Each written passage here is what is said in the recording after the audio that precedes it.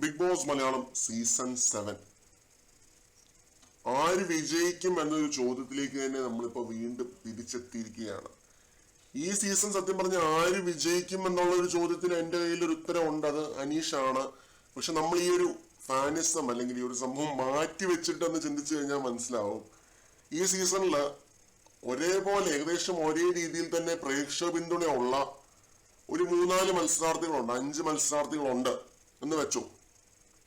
അത്രയും പേർക്ക് ഈ കപ്പ് കിട്ടില്ല, ഒരാൾക്കേ കിട്ടുകയുള്ളൂ. അതാണ് നഗ്നമായ സത്യം.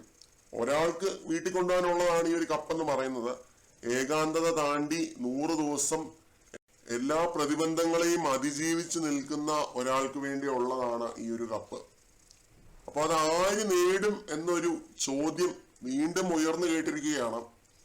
അത് എന്നെ സംബന്ധിച്ചിടത്തോളം ഈ സീസൺ വിജയിക്കാൻ ഉള്ളതിൽ ഏറ്റവും ഡിസേർവിംഗ് ആയിട്ടുള്ള ഒരു മത്സരാർത്ഥി എന്ന് പറഞ്ഞാൽ അത് അനീഷ് തന്നെയാണ്. അത് പറയാൻ ഒരുപാട് ഫാക്ടേഴ്സ് ഉണ്ട്. അനീഷിന്റെ ഗെയിം ഭയങ്കര എന്റർടൈൻമെന്റ് ഓറിയന്റഡ് ആയിട്ടുള്ള ഭയങ്കര ഒരു എന്റർടൈനിങ് ആയിട്ടുള്ള ഒരു ഗെയിമോ കാര്യങ്ങളോ ഒന്നും ആയിരുന്നില്ല. പക്ഷെ അനീഷ് അവിടെ കാഴ്ചവെക്കുന്ന ഒരു ക്വാളിറ്റി ഉണ്ട്. നല്ല രീതിക്ക് എത്തിക്സ് വിടാതെ മര്യാദയ്ക്ക് നിന്നുകൊണ്ടാണ് അനീഷ് ഗെയിം കളിക്കുന്നത്. മോശമായിട്ടുള്ള ഒരു വാക്ക് പോലും ഇതുവരെ അനീഷ് നാവുകൊണ്ട് ഉച്ചരിച്ചിട്ടില്ല. അപ്പോ ഇങ്ങനെയുള്ള കുറച്ച് റീസൺസ് കൊണ്ട് അനീഷിനെ നമ്മൾ സപ്പോർട്ട് ചെയ്യുന്നു. പക്ഷെ സത്യസന്ധമായിട്ട് പറഞ്ഞു കഴിഞ്ഞാൽ ഈ സീസൺ 4-5 പേർക്ക് വിജയിക്കാം. അവസാന നിമിഷം ഒരു അട്ടിമറി നടന്ന് ഒരു 4-5 പേർക്ക് വിജയിക്കാൻ സാധ്യതയുള്ള ഒരു സീസണാണ്, വിജയ സാധ്യതയുണ്ട്. ഇപ്പൊ നിലവിലെ ഗെയിം തകർന്ന് തരിപ്പണമായിട്ടിരിക്കുന്ന 3-4 പേരേ ഉള്ളൂ. അക്ബറ, ആര്യൻ, നെവിൻ, പിന്നെ സാബുമാൻ. ഇവരിൽ ഒരാൾ തീർച്ചയായിട്ടും ടോപ്പ് 6 വരും. വേറൊരാൾ പണപ്പെട്ടി എടുത്തുകൊണ്ട് പോകും. പണപ്പെട്ടി ഇല്ലെന്നൊക്കെ നമ്മൾ കേൾക്കുന്നു, അറിയില്ല. ഒരാൾ തീർച്ചയായിട്ടും ടോപ്പ് 6 വരും. അത് ആരാവും എന്നുള്ളത് പ്രേക്ഷകർ കമന്റ് ഇട്ട് അറിയിക്കുക. നമ്മളൊരു പോൾ ഇട്ടിട്ടുണ്ട്, അതിൽ പോയി വോട്ട് ചെയ്യാനായിട്ട് ശ്രമിക്കുക. അപ്പൊ ഞാൻ പറഞ്ഞു വരുന്നത് എന്താണെന്ന് വെച്ച് കഴിഞ്ഞാൽ, ഈ ഷാനവാസ് ആണെങ്കിലും അനുമോൾ ആണെങ്കിലും പിന്നെ ആദില, നൂറ, ഇവർക്കൊക്കെ പ്രേക്ഷക പിന്തുണയുണ്ട്. അനീഷിനെ പോലെ തന്നെ, ഏകദേശം അനീഷിനെ പോലെ തന്നെ പ്രേക്ഷകരുടെ പിന്തുണയുള്ള മത്സരാർത്ഥികളാണ്. പ്രത്യേകിച്ച് അനുമോൾ ഒരുപാട് പോളുകളിൽ അനീഷിനേക്കാൾ ടോപ്പിൽ നിൽക്കുന്നതായിട്ട് നമുക്ക് കാണാനായിട്ട് സാധിക്കും. അതിനും ഒരുപാട് കാരണങ്ങളുണ്ട്. ഒരു കാരണം എന്ന് പറഞ്ഞു കഴിഞ്ഞാൽ, അനീഷ് എത്രയ്ക്കാണല്ലോ ഒരു സാധാരണക്കാരനാണ്, പ്രേക്ഷകരുടെ ഇടയിൽ നിന്നും ചെന്ന ഒരു വ്യക്തിയാണ്. സ്റ്റാർഡം ഉള്ള അനുമോളോടൊപ്പം അനീഷിന് പിടിച്ചു നിൽക്കാനായിട്ട് പറ്റുന്നില്ല. അപ്പൊ അവസാന റേസിലാണെങ്കിലും അനീഷ് അനുമോള് തമ്മിൽ ഒരു ഫൈറ്റ് തീർച്ചയായിട്ടും നടക്കും. കപ്പിന് വേണ്ടി ഒരു ഫൈറ്റ് നടക്കും. അല്ലാതെ ഇത് കഴിഞ്ഞ വർഷത്തെ പോലെ ജാസ്മിൻ പിന്നിൽ നിൽക്കുന്നു, ജിൻഡോ മുന്നില് ബഹുദൂരം മുന്നിൽ നിൽക്കുന്നു, അല്ലെങ്കിൽ അഖിൽമാരാറിന്റെ താഴെ റനീഷ, അങ്ങനെയൊന്നും അല്ല.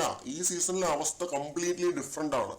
ഇത് എങ്ങനെ വേണമെങ്കിലും ഒരു അട്ടിമറി വിജയം സംഭവിക്കാൻ സാധ്യതയുള്ള ഒരു സീസൺ തന്നെയാണ്.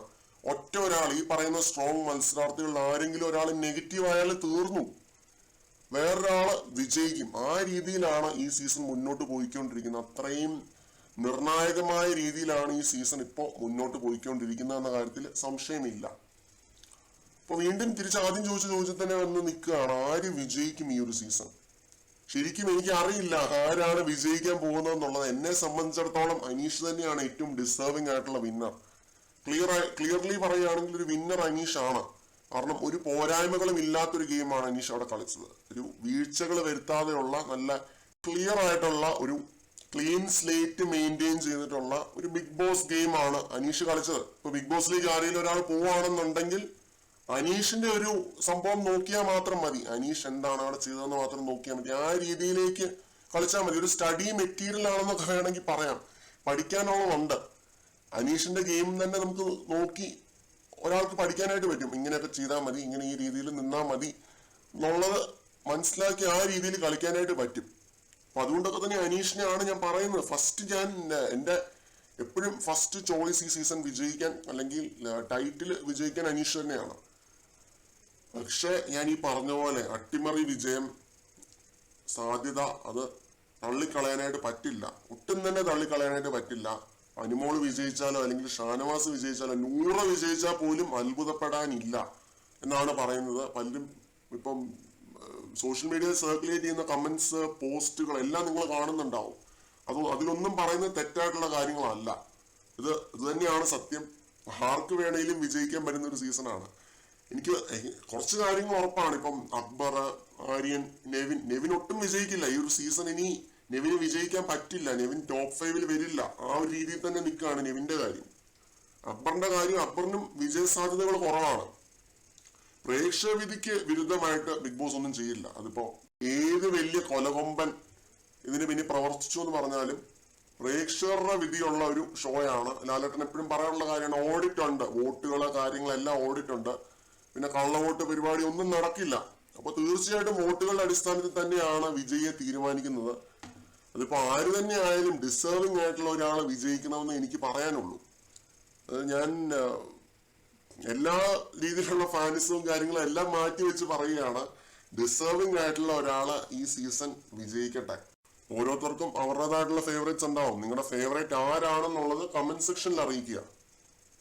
അതിനുള്ള കാരണങ്ങളും എല്ലാം അറിയിക്കുക. ഈ സീസൺ വിജയിക്കാൻ ഏറ്റവും ഡിസേർവിംഗ് ആണെന്ന് തോന്നുന്ന, ഡേ 1 തൊട്ട് അതിജീവിച്ച് മുന്നോട്ട് വന്നത് ആരാണെന്നുള്ളത് കമന്റ് സെക്ഷനിൽ അറിയിക്കുക. ഏകാന്തതയെ താണ്ടി ജയിച്ചിരിക്കുന്നത്, ഇപ്പൊ നിങ്ങളുടെ മനസ്സിൽ ജയിച്ചിരിക്കുന്നത് ആരാണെന്നുള്ളത് കമന്റ് സെക്ഷനിൽ അറിയിക്കുക. കമന്റ്സ് ആരാണ് തൂക്കുന്നതെന്ന് നോക്കാം. കൂടുതൽ അപ്ഡേറ്റ്സുമായിട്ട് നമുക്ക് വീണ്ടും കാണാം.